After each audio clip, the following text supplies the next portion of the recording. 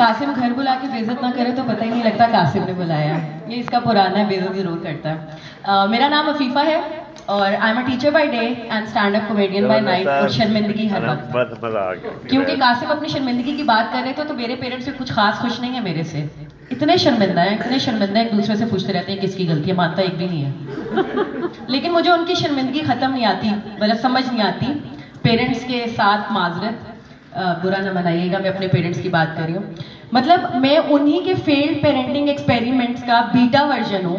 और जब अनाड़ियों के हाथ में कोई चीज दी जाती है तो ऐसे ही प्रोडक्ट्स निकलते हैं ना, तो वो शर्मिंदा किस बात पे है? मेरे दोस्तों की शर्मिंदगी मुझे समझ आती है। मुझसे जो भी पहली दफा मिलता है वो मुझे कहता है अफीफा तुम थोड़ी अजीब हो। पहले मैं ऑफेंड हो जाती थी कि यार क्या है, मेरे 4 कान है, मेरी क्या क्या ऐसा मैं अजीब हूँ।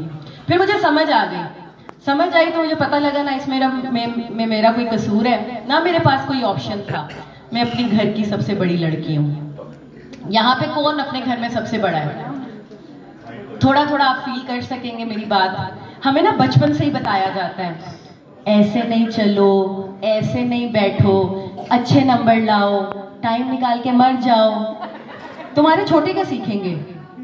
यार मेरे छोटे उस टाइम पूरी तरह डाउनलोड नहीं हुए थे, मैं खुद पूरे 2 साल की थी। तो आप समझ सकते हैं मेरा दुख। जब हम घर के बड़े बच्चे होते हैं, हमारा मतलब हम अनपेड इंटर्न्स होते हैं, मजदूरी करते हैं ना, हमें कोई पैसे देता है ना कोई बेनिफिट देता है, और चाइल्डहुड का तो सवाल ही पैदा नहीं आता। मैंने आप लोगों को बताया कि मैं पढ़ाती हूँ, मैं कंप्यूटर साइंस डिपार्टमेंट में होती हूँ। और मैं और कासिम रिश्ते में समधी होते हैं, ये फैशन डिपार्टमेंट में होते हैं। अगर इनकी क्लास में लड़के नहीं होते तो मेरी क्लास में लड़कियां नहीं होती। तो कंप्यूटर साइंस के सारे जो लड़के हैं वो हमें फैशन डिपार्टमेंट से मिलते हैं, तो हम समधी होते हैं। तो मेरी क्लास में हार्डली 60 की क्लास में कोई 2-3 लड़कियां मुश्किल से नजर आती हैं। तो मेरे स्टूडेंट्स की हसरत भरी निगाहें मुझे खुद ही देखना पड़ती हैं। ऐसी ऐसी लाइंस लेकर आते हैं, अल्लाह की कसम 7 की उम्र वालों ने सही टाइम पे मारी होती तो मैं 3 बच्चों की माँ होती। जब भी वो मैं किसी सेक्शन में पहला कदम रखती हूँ तो उनको ना मेरे एज के साथ बहुत ऑब्सेशन है। तो उनका पहला सवाल होता है मैम आपकी एज क्या है? इनको कौन सुनता है, इन जेनजी वालों को? तो मैं भी ऑफ कोर्स भाव नहीं देती। एक बच्चा दूसरी दफा बैचलर्स कर रहा था, मेरे पीछे पीछे मेरे ऑफिस में आ गया और आकर मुझे कहता है आज मुझे बता ही दे आप कितनी ही बड़ी होंगी। मैंने उसको ऊपर से नीचे तक देखा, दिल में मेरे आया मैं उसको बताऊं 30 मैंने टप लिया, 40 आने वाला है। गूगल मैप के ऊपर कब्रिस्तान का रास्ता मुझे नजर आ रहा है।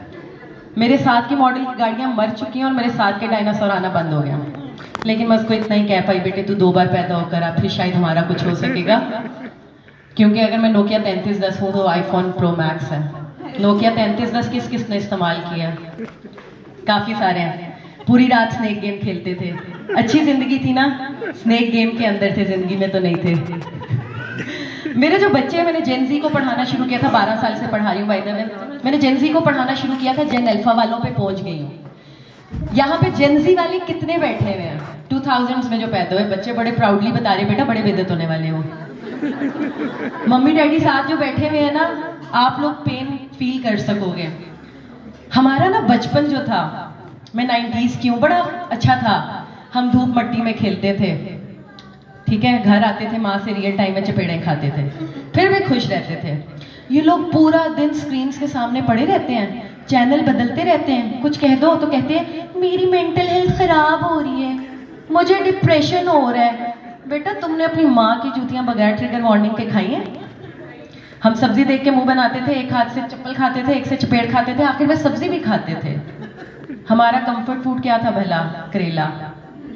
इनका ओ बेबी आज लो फील कर रहा है, बर्गर तो ऑर्डर कर देना इसके लिए प्लीज।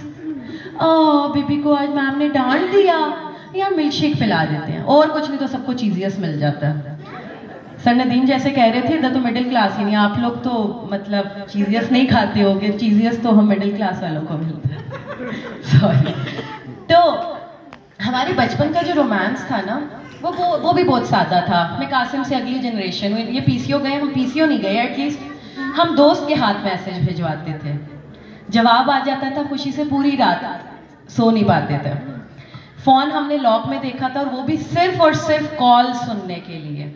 अभी की तरह नहीं, फोन निकाला, सोशल लाइफ, बैंक बैलेंस, हर लाइफ उनकी उसी के अंदर है। मैं क्लास में जब बच्चों से फोन लेके साइड पे रखवाती हूँ, उनकी हालत पता है कैसी हो जाती है?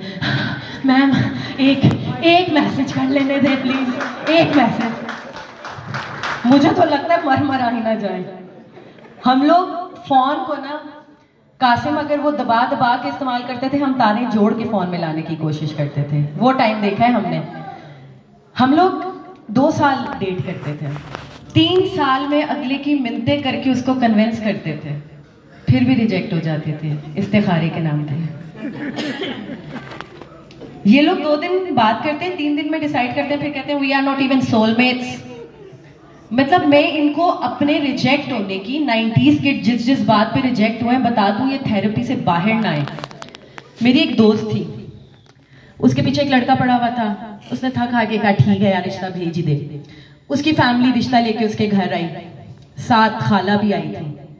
अल्लाह की कसम फुप्पो है भी बदनाम है। तो खैर खाना शाना चल रहा था अच्छे माहौल के अंदर, तो फुप्पो उठ के वॉशरूम तक गई हैं, फुप्पो नहीं थी खाला थी। तो बाहर आके कहती है ये रिश्ता नहीं हो सकता। सब परेशान, रिश्ता क्यों नहीं हो सकता? अब आपने गौर करना। वो कहती है इनके घर में कमोड नहीं है।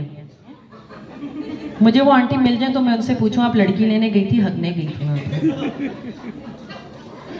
यार अगर खुश हो रहा तो ताली बजा दो यार, इतनी कंजूसी। इस बात से वाकई पता लग रहा है आप मिडिल क्लास नहीं है। मिडिल क्लास तो मौका ना भी हो तो हा हा हा करना शुरू कर देते हैं। मतलब मिडिल क्लास सोफिस्टिकेटेड नहीं होते ना, आप लोग थोड़ी सोफिस्टिकेटेड होते हैं। मुझे ये बताइए, आप लोगों के घर में जो रिमोट है उसके ऊपर प्लास्टिक शीट अभी तक चढ़ी हुई है? नहीं ना? ये चीज यार सुन के अच्छा लग रहा है। वो लेफ्ट साइड वाली टूटी खोलो तो पानी गर्म आता है? नहीं आता। सर आप पिंडी के किस एरिया में रह रहे हैं जहाँ पे गैस नहीं आ रही?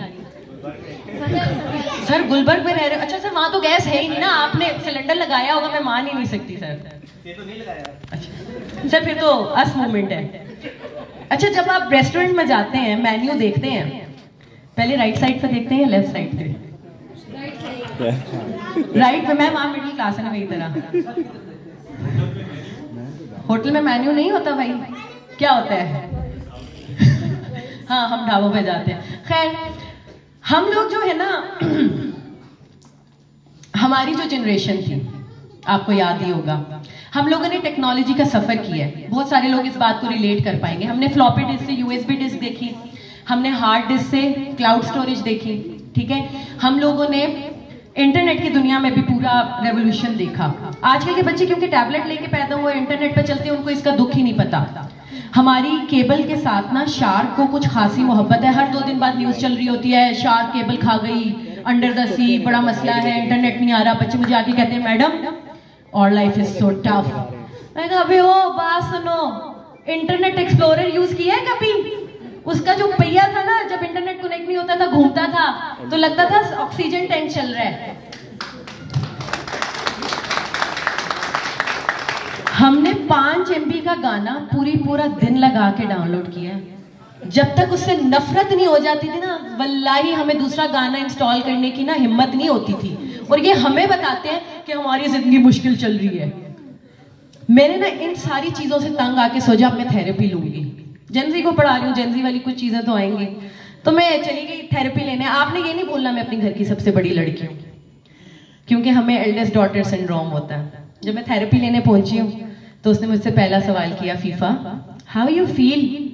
मैं कहा क्या पूछा? How I feel? मतलब मेरी आंखों में आंसू आ गए। मेरे से कोई पूछ रहा था, इतने 33 सालों में मुझसे आज तक मेरे माँ ने नहीं पूछा तो कैसे फील कर रही है। तो ना लेकिन फिर मेरा एल्डेस्ट डॉटर सिंड्रोम बीच में आया। मैंने उसे कहा मेरी छोड़, तू बता, ठीक है? थेरेपी ले लेके थक तो नहीं गई? खाना खाया है? ये सिलसिला कोई घंटा चला। आखिर में उसने मुझसे पैसे नहीं लिए। उसने कहा फीफा आज मेरा नहीं तेरा बनता, ये रखा। This is all from my side, thank you so much.